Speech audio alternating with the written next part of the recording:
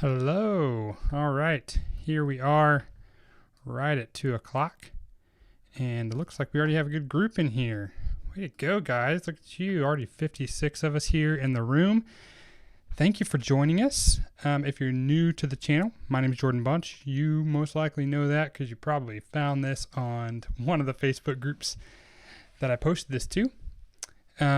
With us today, we also have Taylor Juarez, who's working from home. Dang it, I hear an echo in my head now. Let me turn this off. Okay, sorry about that. So we have Taylor Juarez with us, and Taylor is going to be moderating this from home. So we have a studio here where we normally meet up with generally 3 to 4 of us are here at any given time, sometimes more, sometimes less. But we are in a stay-at-home order here in Austin, Texas. And so I'm still up here at the office, but everybody else is working from home. So Taylor will be moderating for us. Basically, if you have questions here, what's going to happen is Taylor is going to be looking through these.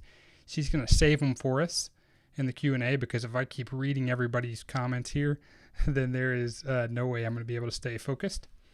So Taylor's going to read those for us, and then when it comes time to the end for the Q&A, she is going to feed us the most topical questions and help filter out duplicates and that kind of thing. Okay, so I spent an absurd amount of time going through all this. I actually read the bill. I didn't read the full bill, but I read all the parts that would be applicable. This is a huge bill. It's like over 800 pages. So I didn't read the whole thing, but I read everything that could be applicable. So I went through the whole index and then went through every section that I thought could be applicable. So I probably read 100 pages of this thing. It's pretty insane.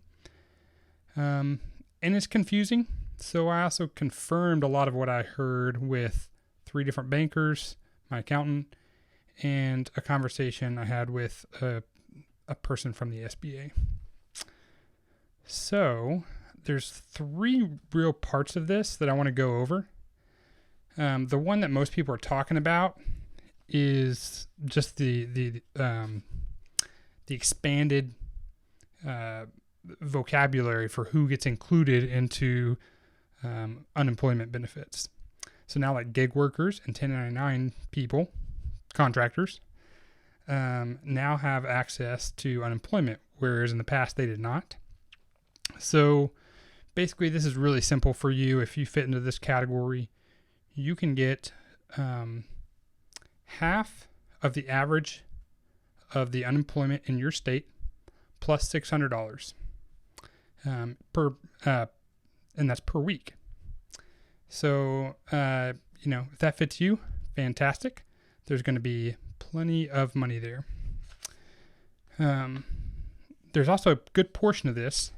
I think probably most people, I'm guessing, who are in here. Give me a thumbs up on the YouTube video. Thumbs up if you are somebody who is running this thing by yourself.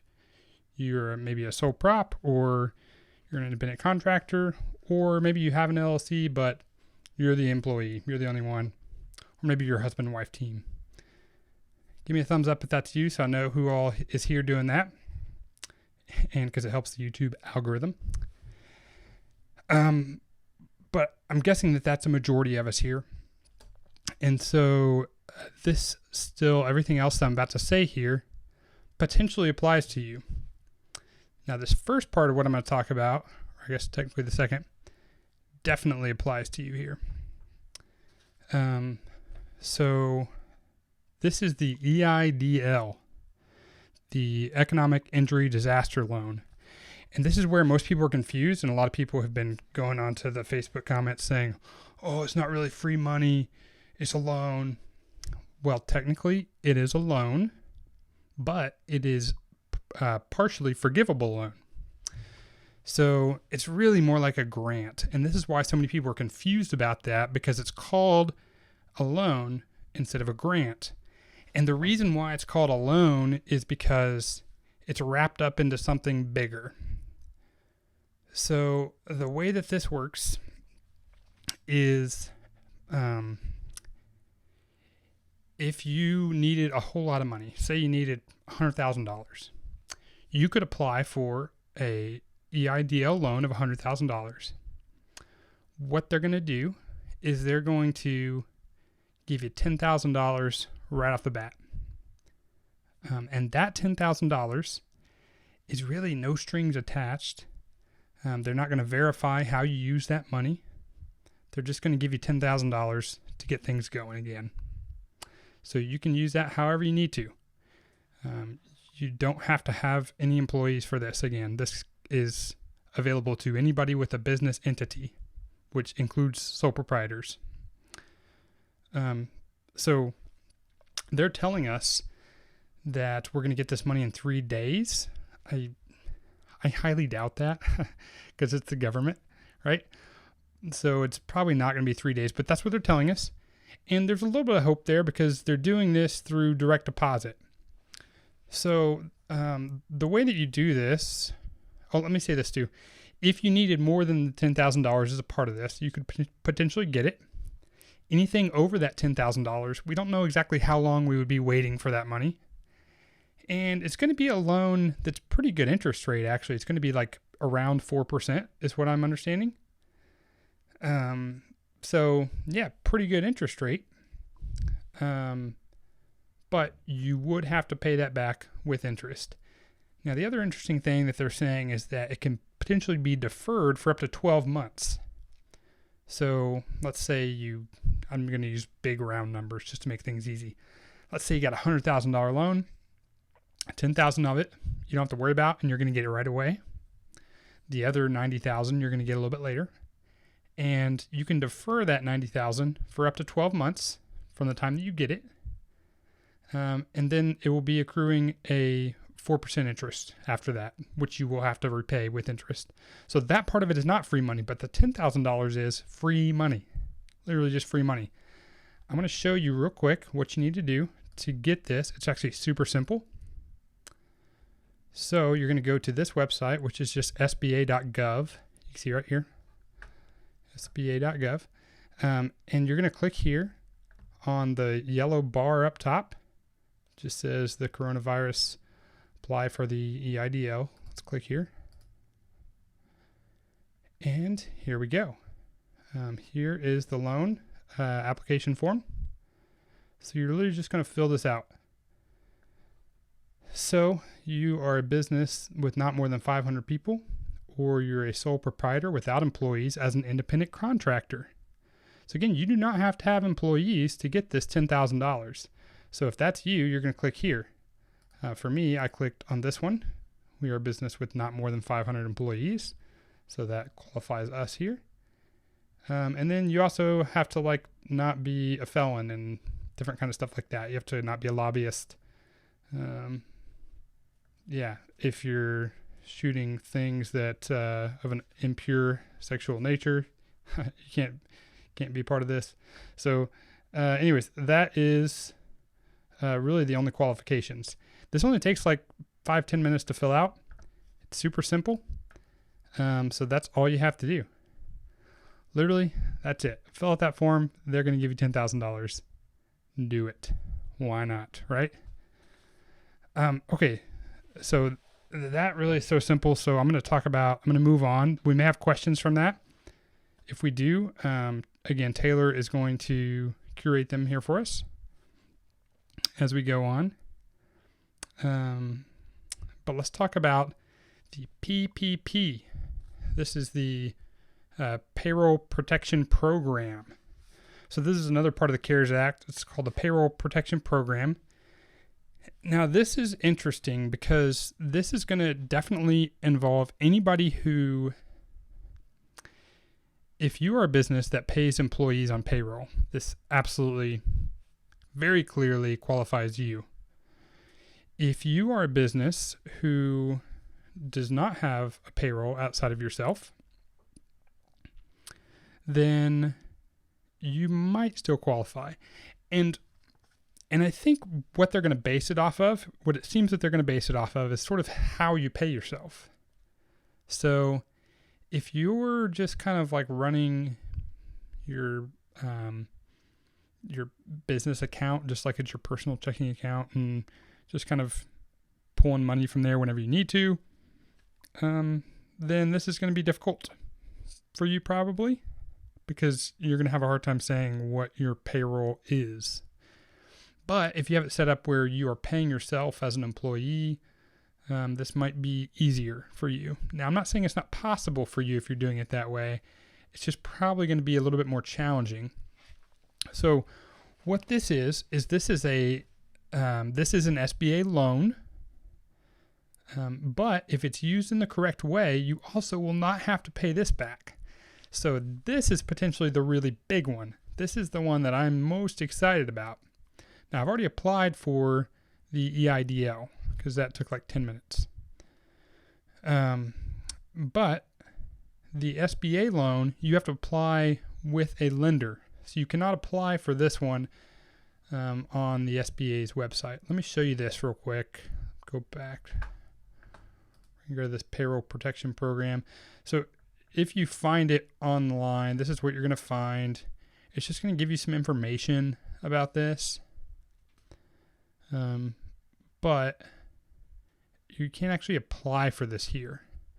You're going to have to reach out to a lender. Let me go back to my video camera. Okay. So you're going to apply for this with a specific bank. Now, it's an SBA-backed loan, and it falls under these same criteria. So it doesn't matter who you get it with. It just matters that you get one. I want to encourage you, though, do this through small banks. Don't go to your Wells Fargo's, your Bank of America's for this, because they're going to be overloaded with these requests. I sat on the phone for over 2 hours with Wells Fargo before I got to somebody, and that person really didn't even know a whole lot of what was going on yet. By contrast, I called 2 other small local banks and almost immediately got to speak to the branch manager. And one of them actually got this wonderfully pleasant conversation of her telling me so much of what I needed to know. But also, after we hung up, she called me back and she said, "Oh, I realized I misspoke about this." And she gave me some more information. And she said, let's schedule a call to follow up. The reason why she wanted to schedule a follow-up call is because they're still trying to figure this out. This is not one that you can apply for yet. The PPP is not something that you could apply for today because all the banks are still trying to figure out what all this is. So it might be next week. It might be a couple of weeks before the banks are really ready to handle this. So this gives you some time to get your ducks in a row, because you're going to need to make sure that you've got all your tax documents ready. So right now I'm going through and trying to get, I know we just got our extension on the tax season, so we don't have to do our taxes until I think June now. But I'm going to get this done right away because that will help with this process. So use the next couple weeks to get these ducks in a row here. And that will help you out when the time comes, because this money is not unlimited. There's a finite amount of it. And so it is going to be on a first come, first served basis. So you don't want to drag your feet on this. So if there are any tax things that you need to do to get in order so that when you go to the bank, you'll be ready, do that now. Reach out to the small banks.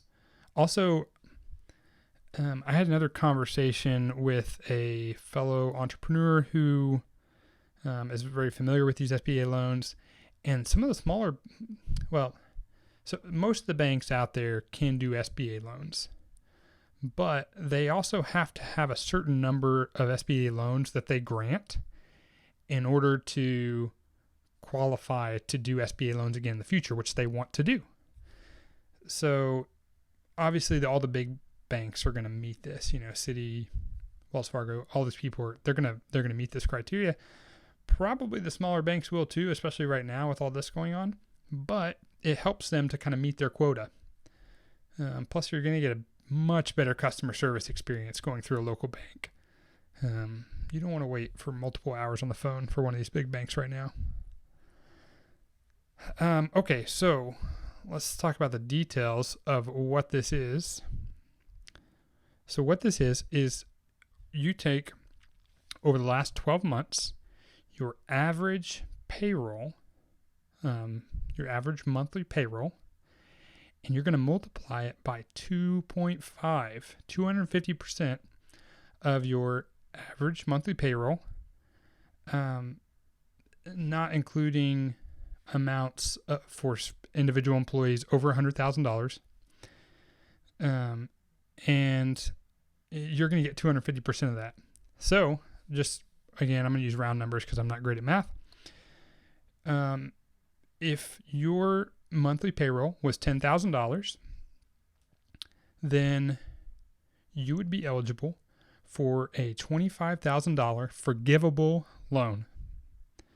And it's very easy to meet the forgivable criteria. I'm going to tell you what that is later. But that's $25,000 in your pocket that is completely forgivable. Free money again. So this is pretty amazing. So, and the cool thing is, you can apply for both of these things. So at this point, if you have a payroll of $10,000, you're not getting $10,000 for free. You're getting $35,000 for free. This is pretty awesome. There's some qualifications to this. If you have an employee and you had to let them go through this time, you're going to be deducted that percentage of what percentage of their payroll they were. So it's sort of like prorated, basically. You're going to lose that amount. But if you had to let them go and then you bring them back, so if you let them go February 15th through 30 days after when the bill was passed, so that would be April 27th, then you can bring them back by June 30th, and then you'll be good. But if you don't bring that, it's got to be that specific person. The whole point of this is for companies to keep their payrolls, to keep things going as smoothly as possible. So, try not to let somebody go.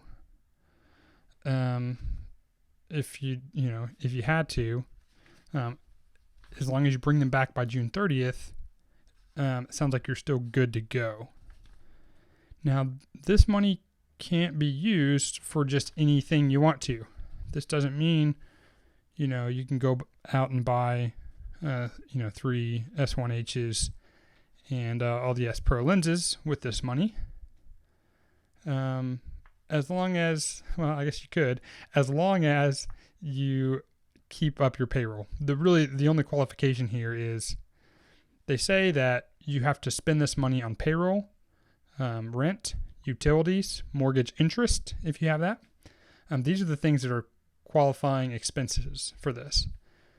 Money is money, right? So if you've got $25,000 already and, you've got another $25,000 coming from this loan, it doesn't matter which $25,000 you spent as long as you kept payroll up, right? So that's how they're going to justify it. It doesn't matter which dollar you spent. You just spend $1, right?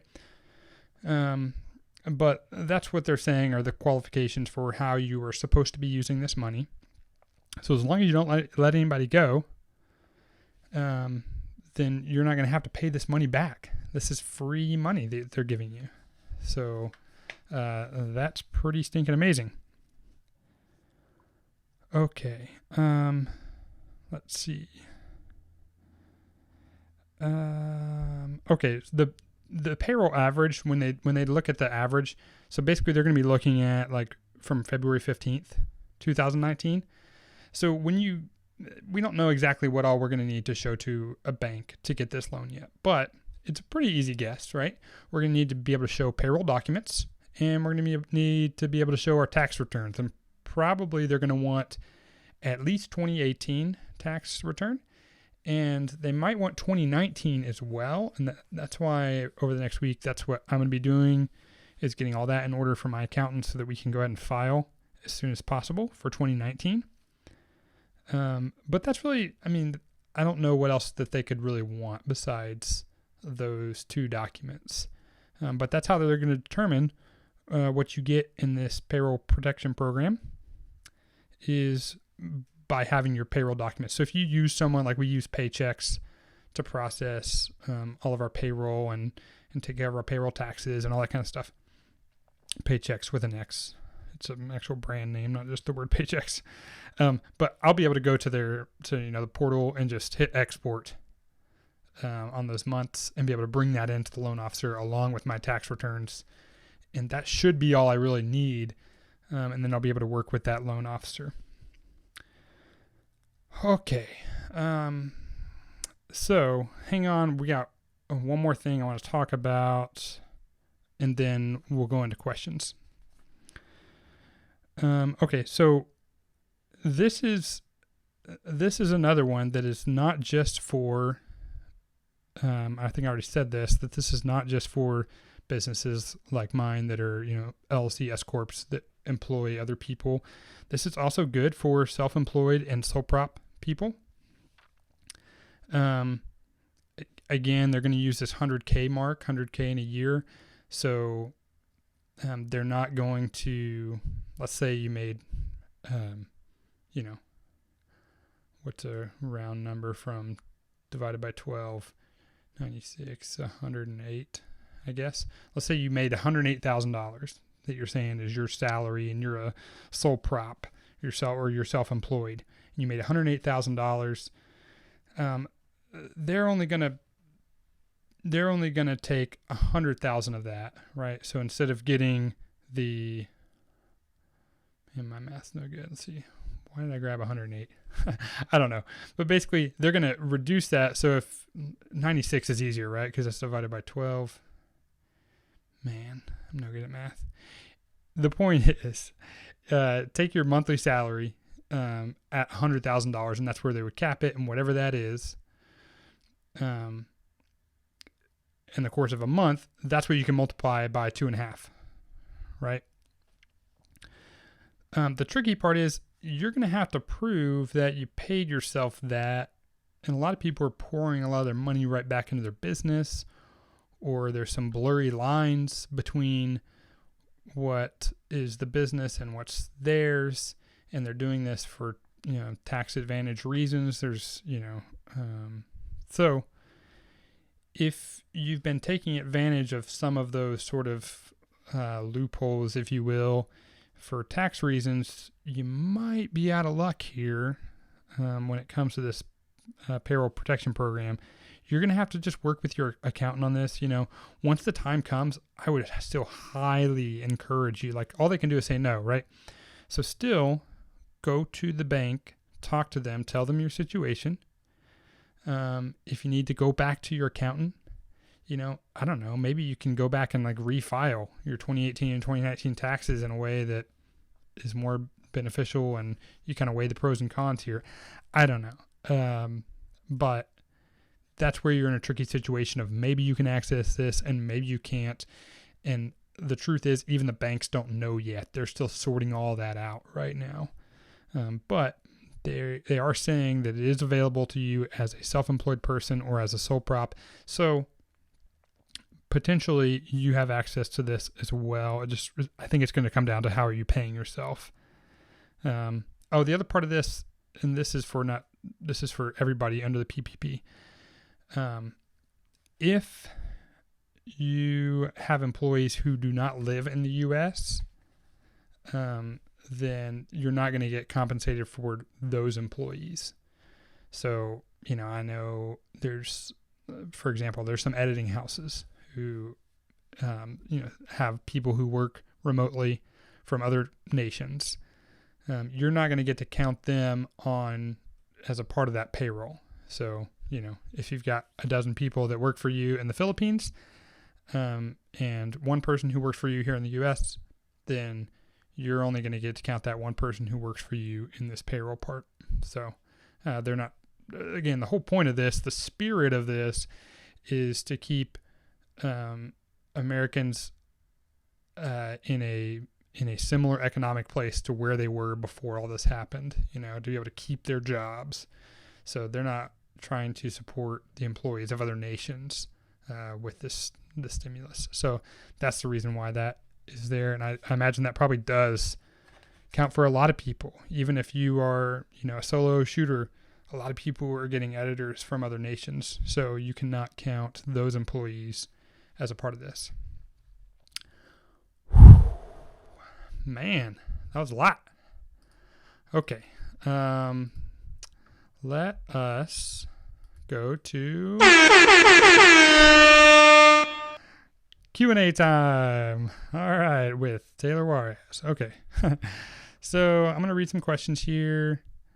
Jared McMillan says, can you apply even if you don't have employees? I think we already covered that pretty well. Yes, you can.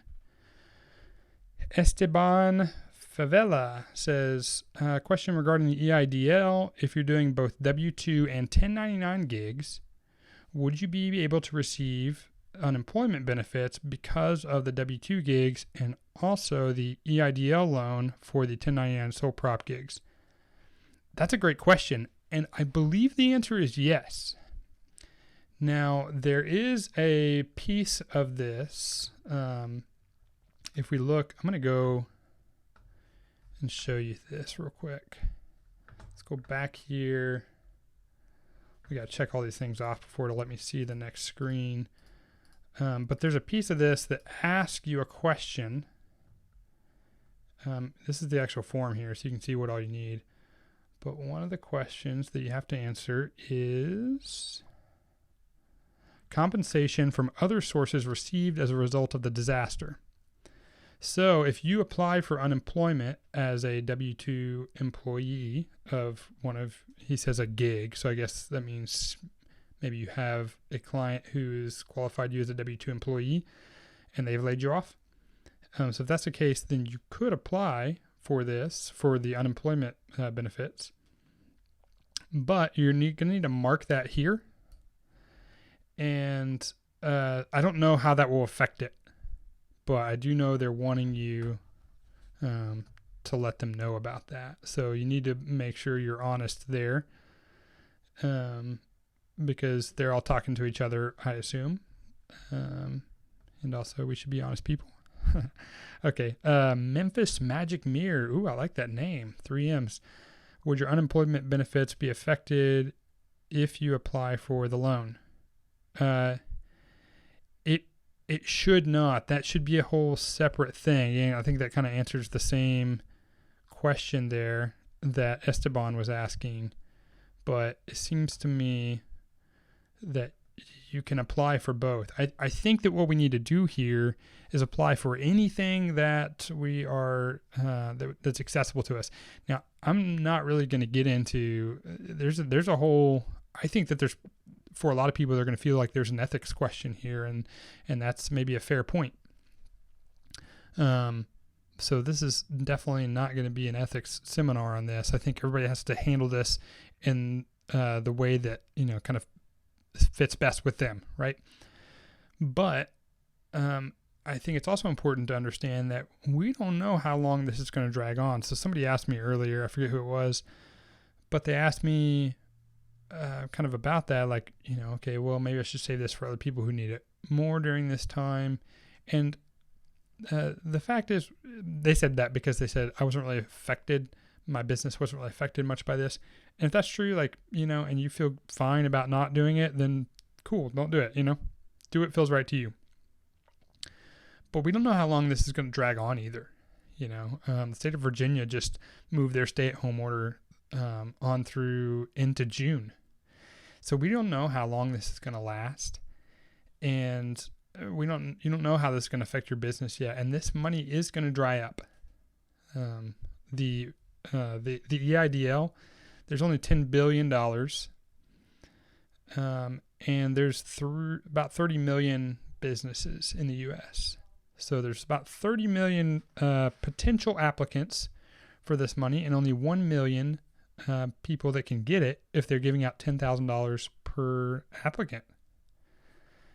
So do with that what you will.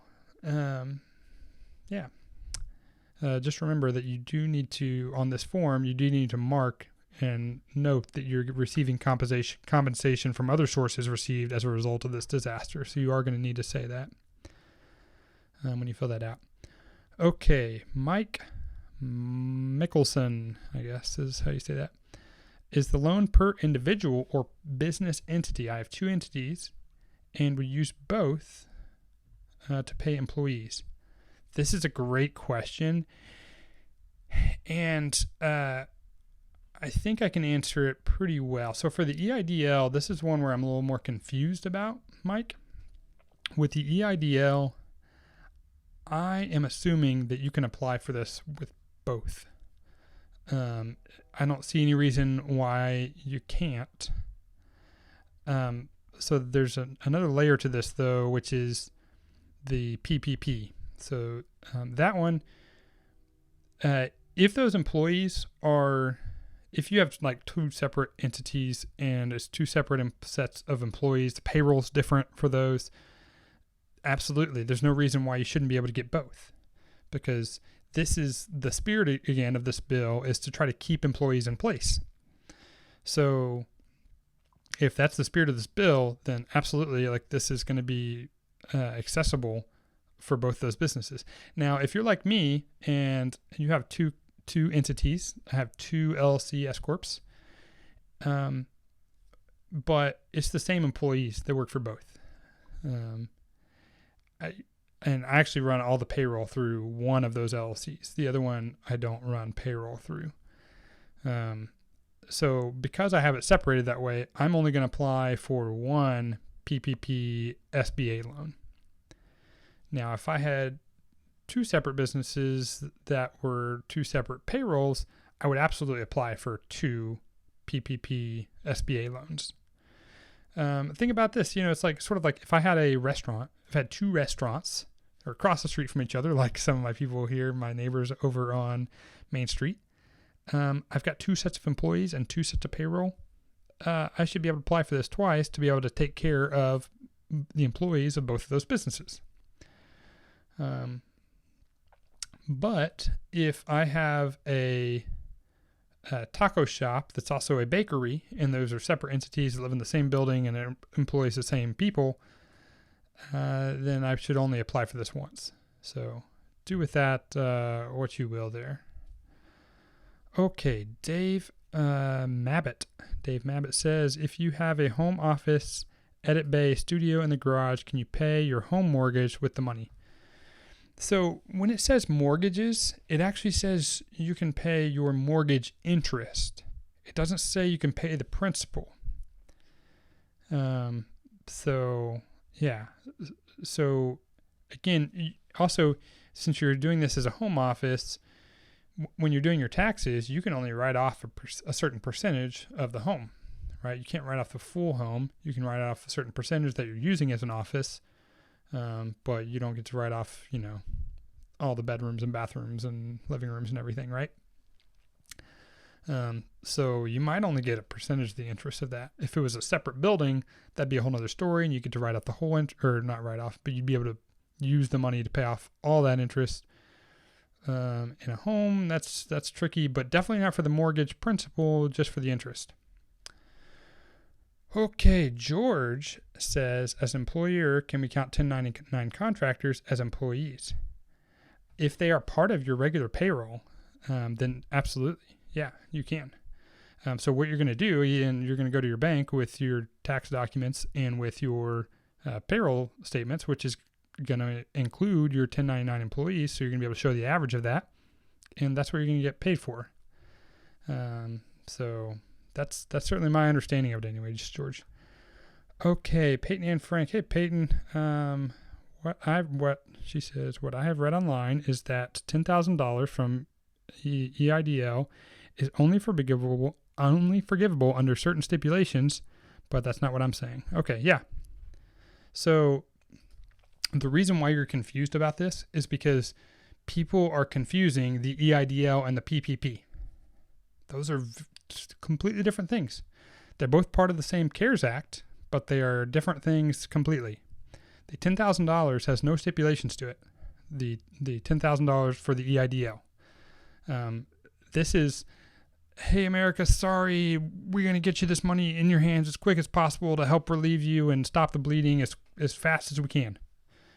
And don't worry about paying us back. Literally, that's what the EIDL is. So that's where you're confused about this. There's a ton of misinformation online, and that's why I spent so much time trying to understand this so that I could do what's right for me and my businesses and help you guys out as well. So if anybody's telling you have to pay that $10,000 back from the EIDL, they are completely wrong. The reason why they're confused about that is because it's called a loan. So it's confusing. It sounds like you'd have to pay it back, but you don't. You don't. I'm going to shrink this thing down because I keep putting my head over it. Yeah, so there you go, Peyton. Okay, Jason. We're on the same fantasy football team, but I don't know how to say your last name. Chesborough Films.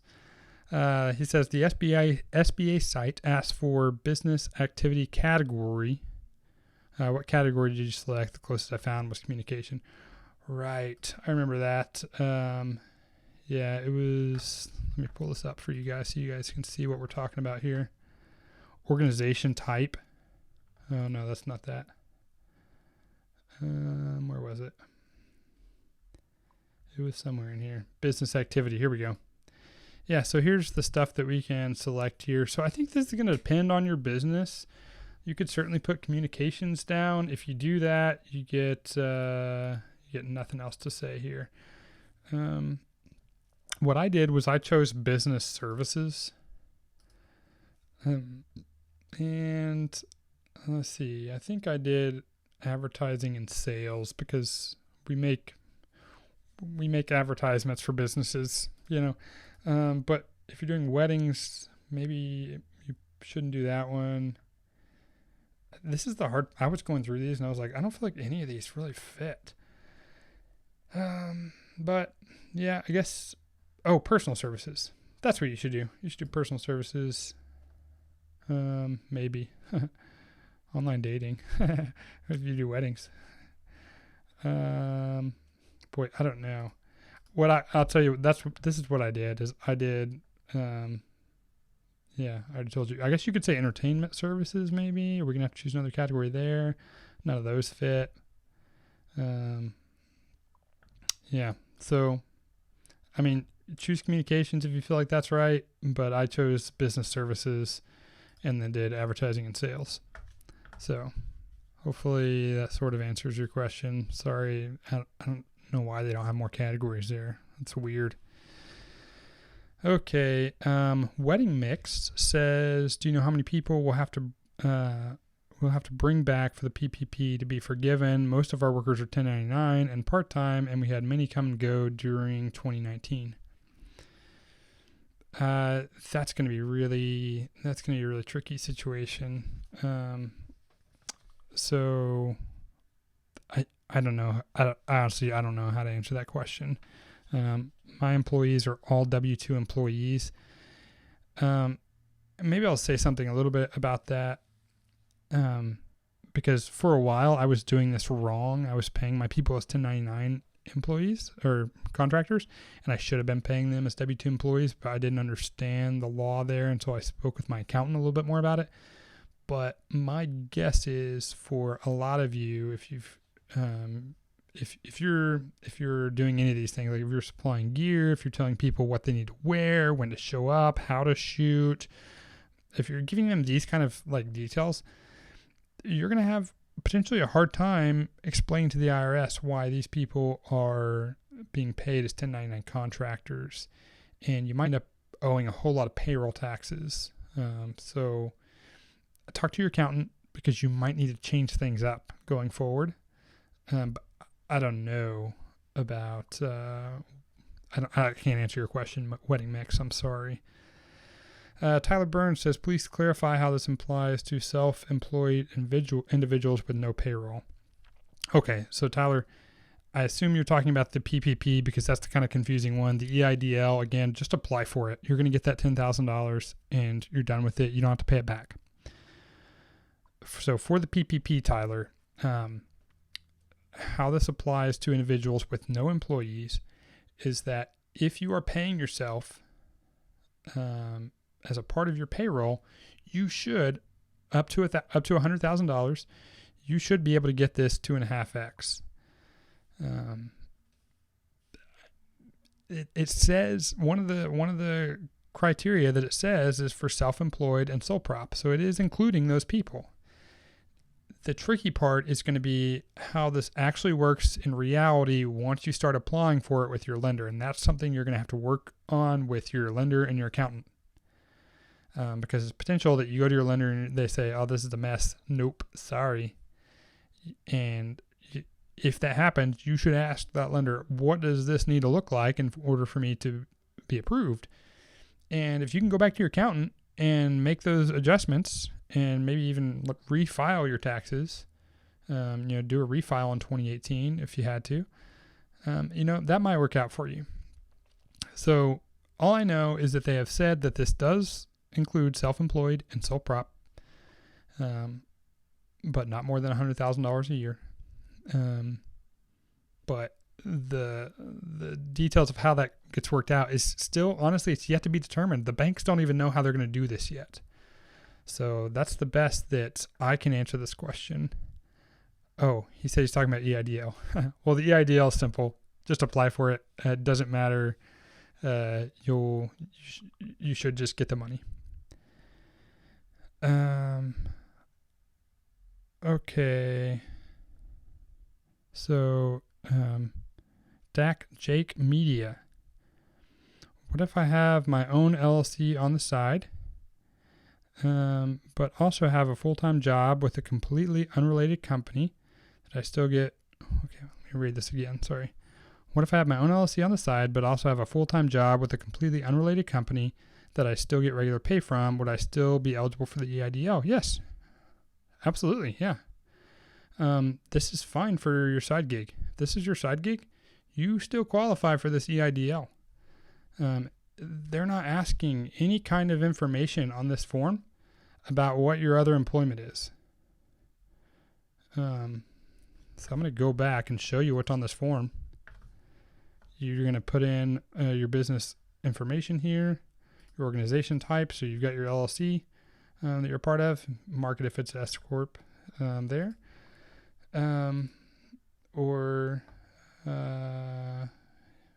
Whatever it is there. But they're not asking for anything related to other income that you receive outside of this business. This is specifically for this business. So yeah, you totally can do this for your thing. Okay. I'm going to post this link. I'm going to post both of these links in the description after we're done. So if you need that, you can get it in the description afterwards. By the way,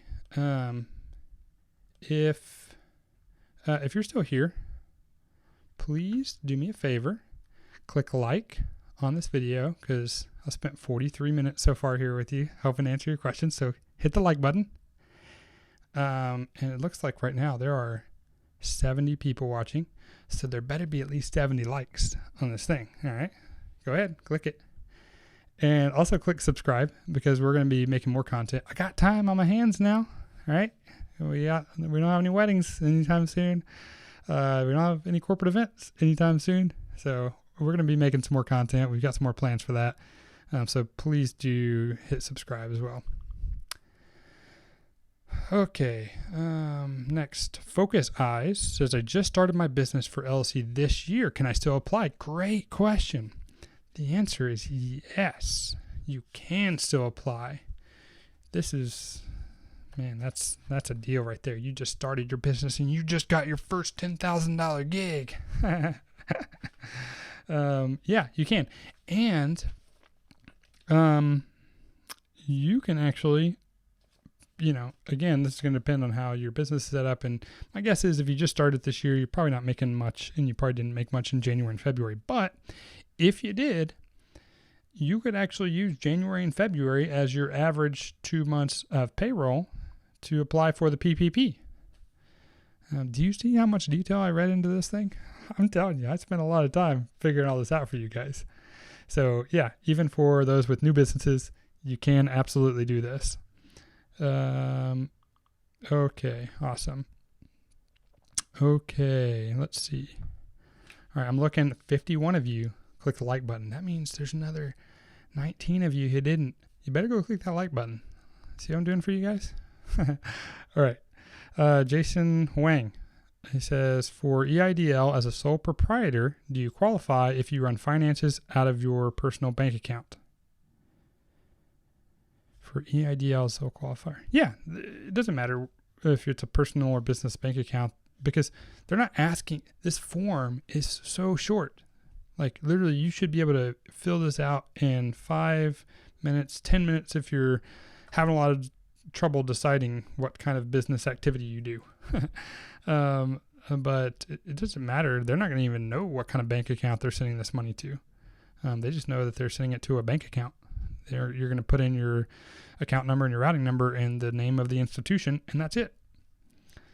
So yeah, if you're still running it from a personal bank account, yes, you can still qualify for the EIDL. John also asked for PPP, what if you hire crews, short-term W-2 employees? Can you technically qualify if you hire them back as full-time employees? So let me read back on my notes that I wrote down, because I wrote down something that would probably address this. Let's see. So if you already built, so if you did this last year, probably not. But if you let them go after February 15th and then you rehire them by June 30th, so if you let them go between February 15th and April 27th, and then you rehire them by June 30th, then yes. If that does not fit the description of what you're talking about, then no. So that is the best answer I can give to that one. I believe that is correct. Okay, Rockstar Cinema and Bella Tiamo Photography and Videography. Man, that's a long YouTube name. How long does this loan take to go through, and how will they notify us if we qualify and when the money is ready? So again, there's two different things here. There is the EIDL and there is the PPP. So with the EIDL, the first $10,000 that we talked about, that's the money they're trying to get to you in a hurry. They're trying to give that to you, they say, in 3 days. Now, I applied for this yesterday on Monday. Oh, sorry. That's not a long name. That's two different people asking the question. Taylor just told me that. She's moderating this for me so I don't read everybody's questions because then my brain would get jumbled up. Anyways, that's beside the point. So how long does it take to go through? Yeah, so that one, they say it's going to be 3 days. I don't know if it's actually going to happen, but that's what they're saying. They're saying we'll have all this ready for you in 3 days. So that would be great if that's the case. And we'll see.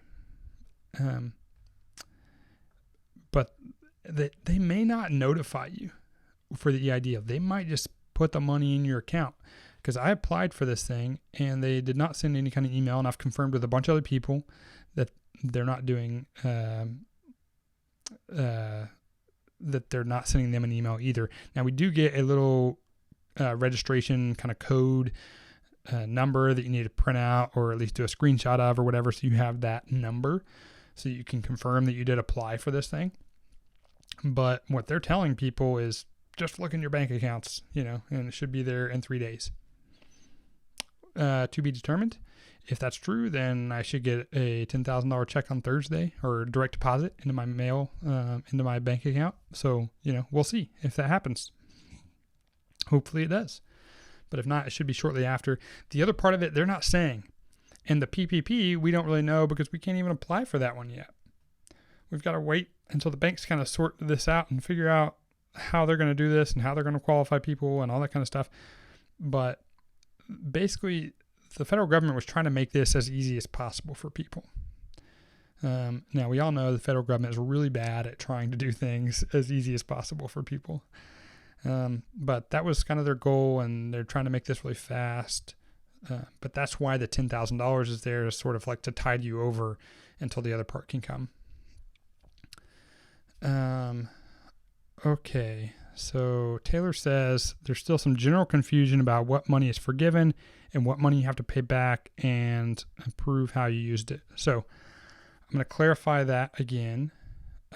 Before I do that, because I don't want to forget this, I do want to say, if you applied for this EIDL early because you were hearing about it on the news and you went to the SBA site and you applied for it, you need to apply again. So if you did this last week or anytime before that, as you were hearing about it on the news and all that kind of stuff because you were eager and wanted to get ahead of the game, sorry, you need to go apply again. And I know this because some friends of mine applied for it and they got an email from the SBA saying, apply again. So yeah, if you already did this and you missed that in your email, make sure you apply again. Otherwise you won't get the money. So let me go back to this. So what money is forgiven and what you have to pay back and how do you prove that? So on the EIDL, you can potentially get more than $10,000. The $10,000 is going to come to you right away, and you do not have to pay back that $10,000. Full stop. You do not have to pay back the $10,000 from the EIDL. If you get more than that, you do have to pay back the amount over $10,000. It doesn't matter how you use it, but you do have to pay that back, and it is going to be with interest. They're saying that you can defer that for 12 months. Now, I'm not sure because there's different types of deferment where the interest sort of stops, or maybe you are accruing interest over that time. Hopefully you're not, but you might not have to pay that extra back for 12 months. But that's a whole separate thing. My guess is you probably should not try to get the extra. Everybody's going to be in a different situation, but you probably need to not apply for the extra. I've always sort of tried to operate without taking out other loans and things. There's been a few exceptions, like when we renovated our studio and things like that we did take out a line of credit for that kind of thing. But for the most part, we have in every other situation, actually. We've never taken out loans. We've never ran a balance on a credit card. We've bought all of our equipment and paid for it that same month. So I would encourage most people, don't take more than that $10,000. Only take what's forgivable, because anything else, you're probably just going to put yourself in a hole, and now you've got to pay interest on that. Now there's a low interest rate, 4%, so that's a good rate. It's way better than putting money on your credit card at 25% or whatever.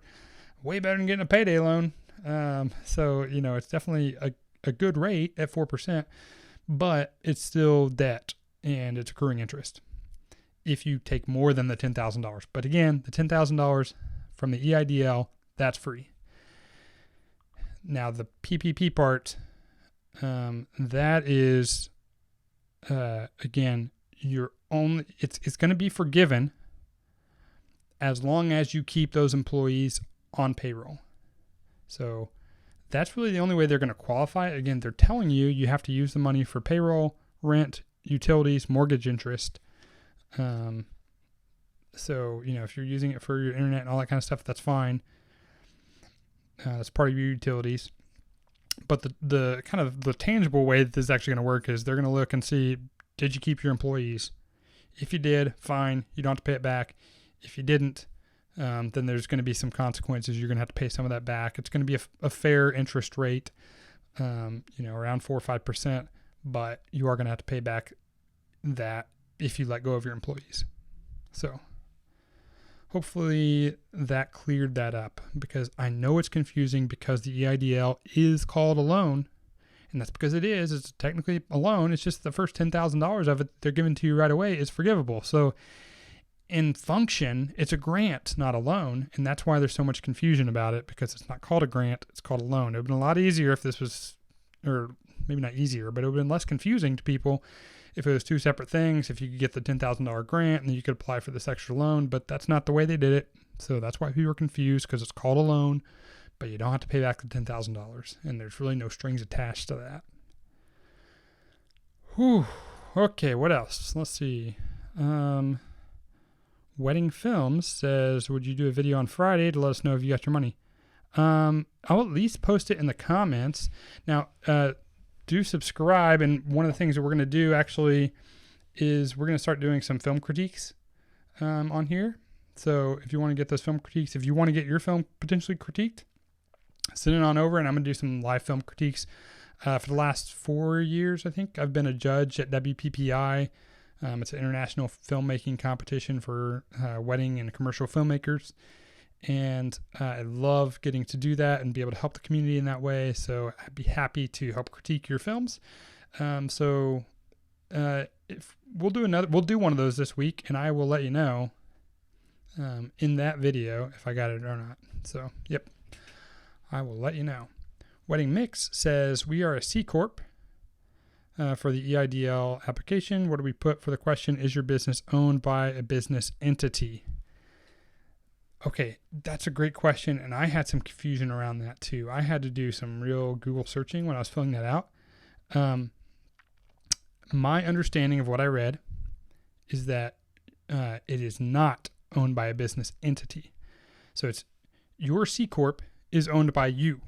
Your C Corp is not owned by another holding company. That's basically what I understood as I was reading through various articles about what this means.